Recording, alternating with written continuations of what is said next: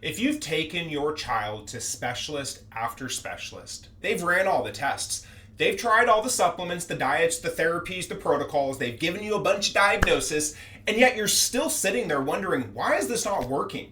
Now, there is one word, one concept, one missing piece to this puzzle that really nobody is speaking about. And once you understand it, it's going to make a whole lot of sense to you. The word is subluxation.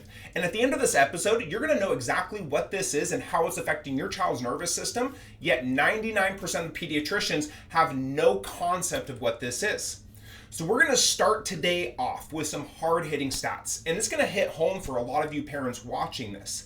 40% of our school-age kids today have at least one chronic health condition according to the CDC. That is 40%. That's insane that many children in our society are sick. Whether it's autism, ADHD, anxiety, gut issues, sensory disturbances, sleep problems, the immune epidemic, it's real stuff, parents, and you know it because you're here watching this.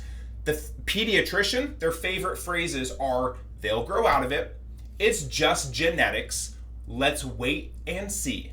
That is BS. That is not how we are living our lives.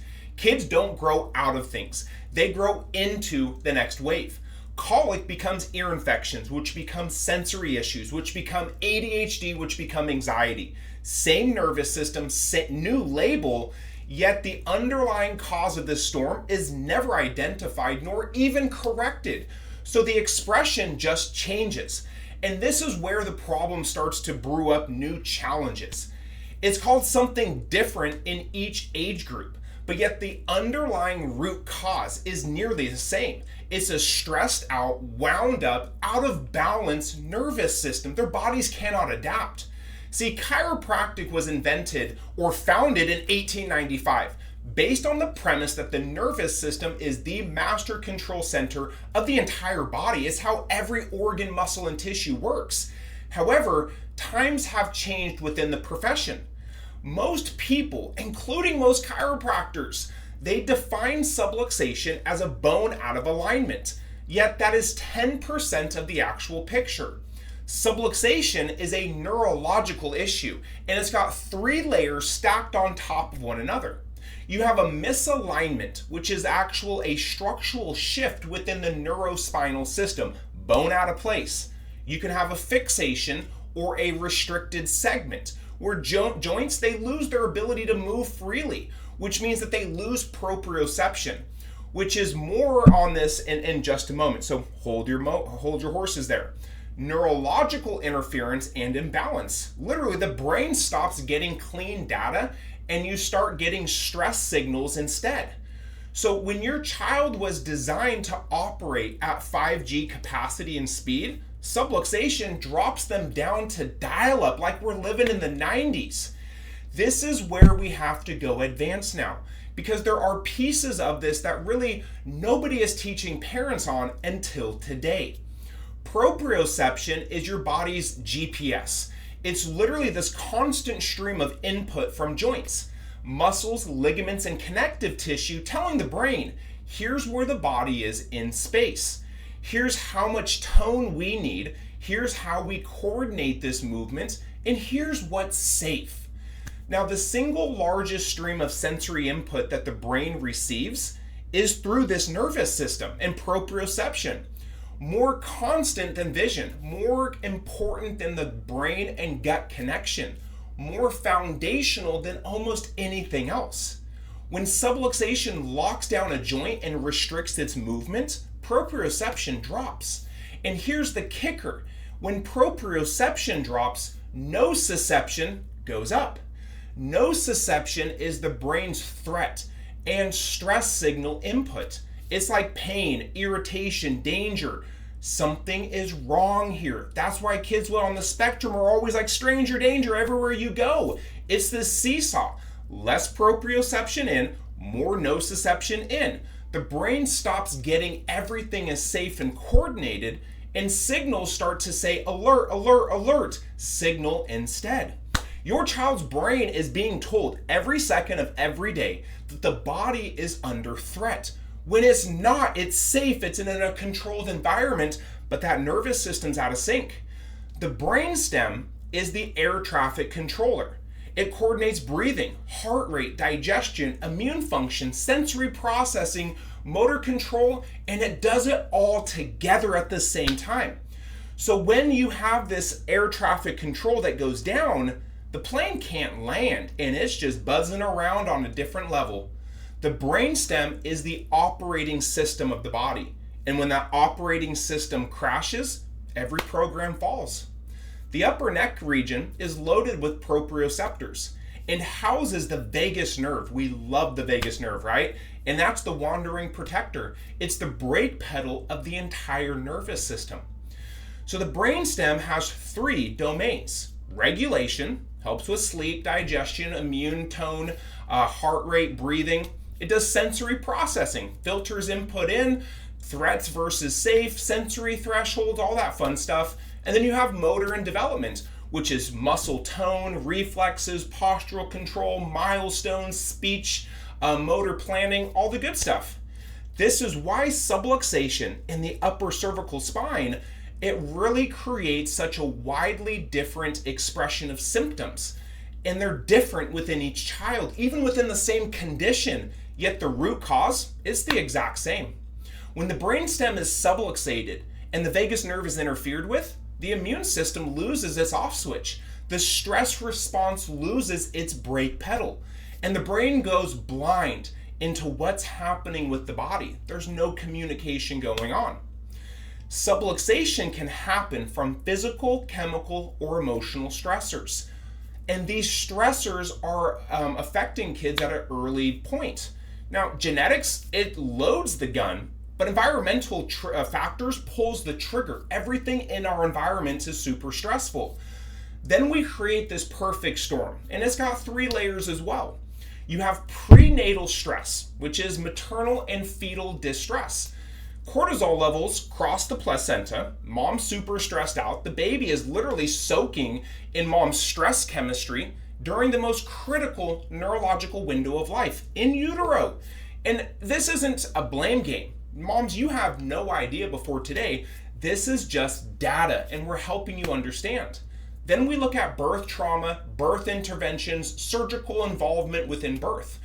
We have forceps, vacuum extraction, Pitocin induction, prolonged pushing, C-sections after long labors. Even these routine deliveries generate enormous mechanical force to the upper neck and brainstem. The vagus nerve can be damaged before the baby even takes their first breath of life.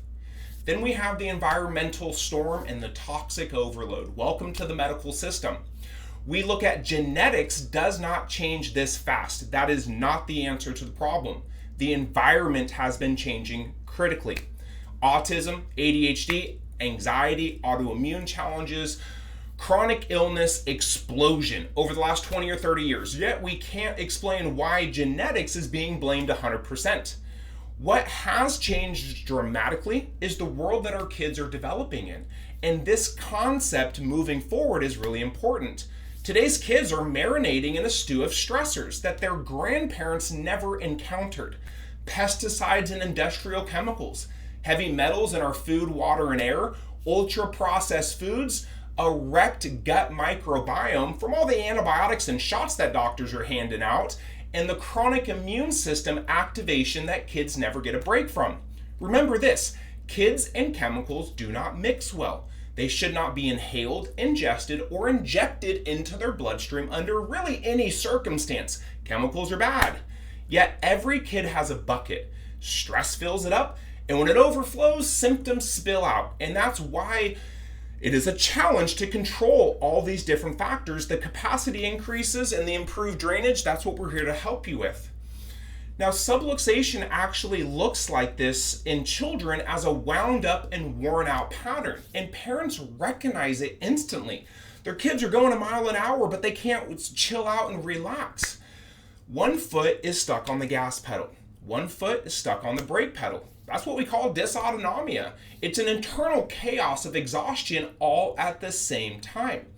Now, this is what it looks like, is that there's signals and symptoms: colic, reflux, constipation, ear infections, poor sleep, frequent illnesses, low or high muscle tone, toe walking, clumsiness. These are all some of the challenges. And the sensory signs are seeking or avoiding, meltdowns, overload, can't filter out all the information. And then the brain-based signs are speech delays, anxiety, focus issues, emotional dysregulation, stimming, tics. A lot of stuff are going on out there. Now, there are different phases. Sympathetic dominance is the primary focus. Foot on the gas pedal. Then you have dysregulation, then neurological exhaustion, and that is where the regression happens for most of our kiddos. Your kid's not broken. They're not bad. They're not defiant. They're overwhelmed.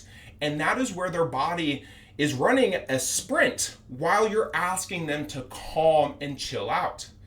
Now, the reason this gets missed so early, and I'm going to poke the bear a little bit. So just a heads up, parents, don't get offended by this. Your conventional pediatrician is just chasing symptoms. They're like a UPS sorting center. Send out for this, medication for this. They only check height and weight. They look at basic motor milestones. And then if they're getting their focus, they just give them shots. Like, that's the whole purpose of these well baby visits. They don't do anything for your child's health. They never make your child healthier. They just treat the symptoms. Now, functional medicine, it's brilliant at the gut, the microbiome, nutritions, toxins, but here's the gap, is that the nervous system controls every system that medicine is trying to fix. And until you address the neurological root cause, you're treating downstream effects with an upstream problem.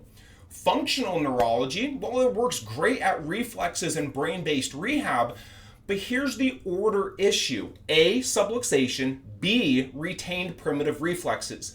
You can't fix B before you fix A, and that's where the missing part is. Then you have a standard spinal chiropractic, which really just focuses on pain and structure, and it misses the neurological piece entirely. They're going about it the wrong way. The supplement spreadsheet trap, well, then you go ahead and start popping 30 to 40 supplements a day. You're spending thousands of dollars a month, and you're still not healing, let alone the chaos of getting your child on the spectrum to be eating handfuls of supplements. It's not fun. I've been there. Now, this is the missing link. The piece behind is sitting in plain sight, and this is what has been failing, is that you are not missing the piece of the puzzle. You're just doing it in the wrong order. So we've got to find it and then address it. And that's where we don't guess. We have to test how the nervous system is functioning. And we have to peel behind some layers and look a little bit deeper than they are in other offices. We use the Insight neurological scans. They're 3 objective neurological measurements. We use a neurothermal, which detects regional dysautonomia and helps to determine which organs, glands, and specific systems are struggling with dysfunction. We use the neurospinal EMG, which measures motor system tension, asymmetry, confusion, exhaustion, dyskinesis. And then we have HRV, heart rate variability. It's not a heart test, it's a stress test. And it measures overall autonomic activity and reserve. These 3 scans, they show us what's happening neurologically, and not just what structure and not just their posture, but it gives us a real-time understanding and analysis of their nervous system. Then we use these neurotonal adjustments that are incredibly gentle, they're incredibly safe, and they're neurologically targeted. Not that cracking and popping you're picturing of, like we don't pop that stuff out of there.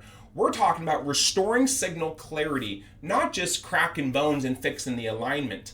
Foundation before function. We get that the nervous system regulated first. Then everything else has to be doing it. PT, OT, gut work, nutrition, that starts to work better once their nervous system is stable. What healing looks like is softer signs first, then some of the bigger ones like sleep, digestion, immune function, motor, sensory, behavior, speech, cognitive. In that order. It's a predictive neurophysiology analysis, and it happens every time in this practice. Here's what I want to talk with you about this takeaway, is that your child's chronic health challenges are not random. They are not just genetic. They are not just who they are. There is a root cause, and their nervous system is the explanation and the path to an improved life and health. And if you're not just looking at this with some information and you're looking for this foundational focus, then you need to focus first on this nervous system analysis. And that's what we here at Maximize Chiropractic in Sacramento, we are here to help you with. We can predict this event of healing, and it really works really well because you know what? Every kid counts. We see miracles on a daily basis, and we look forward to serving you and your family in the near future.